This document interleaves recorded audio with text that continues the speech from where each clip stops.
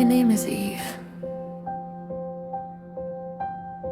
I was the first woman. I was not created by accident. God created me with purpose. I was made in His image.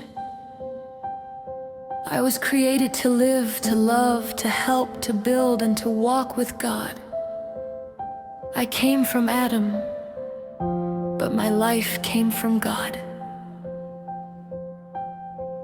I opened my eyes and found myself in Eden. There was beauty everywhere. The garden was full of life. There was abundance, there was provision, and there was God. I knew His goodness. I knew His presence. I knew His word. I lived without fear, without shame, without hiding. Adam and I were together and we were not ashamed. Then one day I heard a voice. The serpent spoke to me. Did God really say? It was only a question. But sometimes a question can become a doorway. I knew what God had said. I knew the command.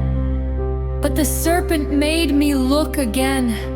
I saw that the tree was good for food, beautiful to look at, desirable for gaining wisdom. And I took the fruit, I ate, and I gave some to Adam. And suddenly, everything changed. Our eyes were open. We knew we were naked. Shame entered, fear entered, and we hid. The garden that had been our home became the place where we were afraid. But then God came. I heard Him calling. God came looking for us. He knew what had happened. He knew where we were. He knew what we had done. Yet He still came. That is something I want you to remember.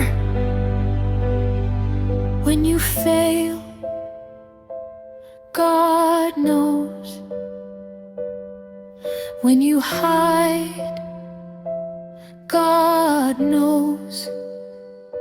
When you are afraid, God knows. But God still comes looking.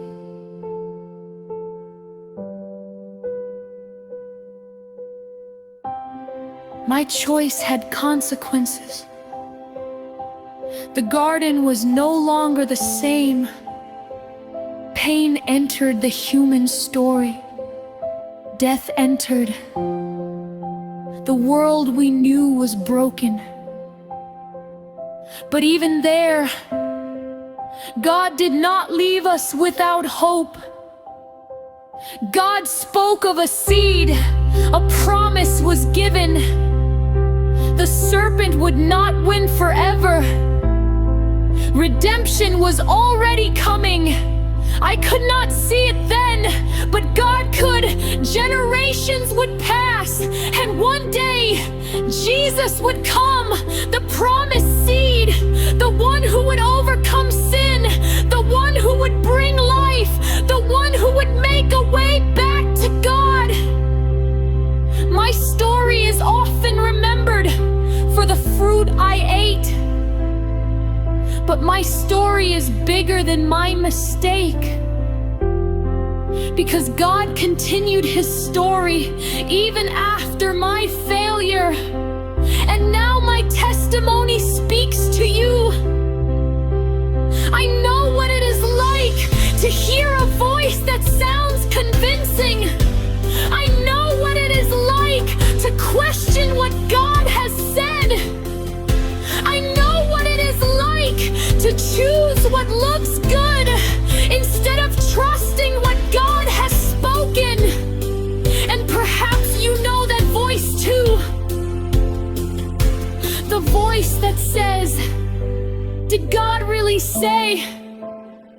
The voice that makes you doubt. The voice that makes disobedience look harmless. The voice that makes God's boundaries look like restrictions. Be careful which voice you believe. Not every voice deserves your trust. God's word is still the truth.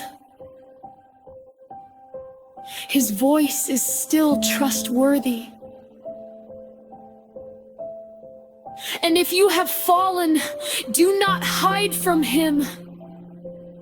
Come back. The God who came looking for me will come looking for you. Your mistake is not greater than his mercy. Your shame is not greater than his grace. Your failure is not greater than his redemption. Jesus has already made the way back. So remember my story. Remember the garden. Remember the voice.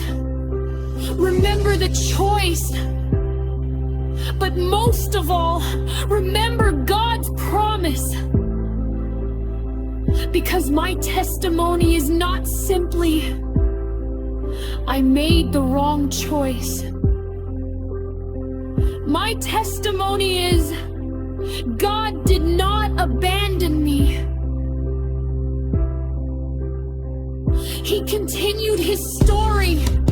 He continued his promise. He continued his work.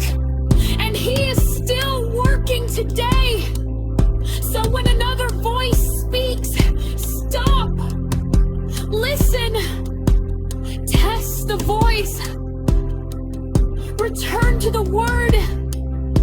And choose God's voice. Because the voice you believe can change the direction of your life. This is Tuesday testimony, the third testimony. Eve, the first woman, the voice I chose to believe. If this testimony has spoken to your heart, like this video, share it.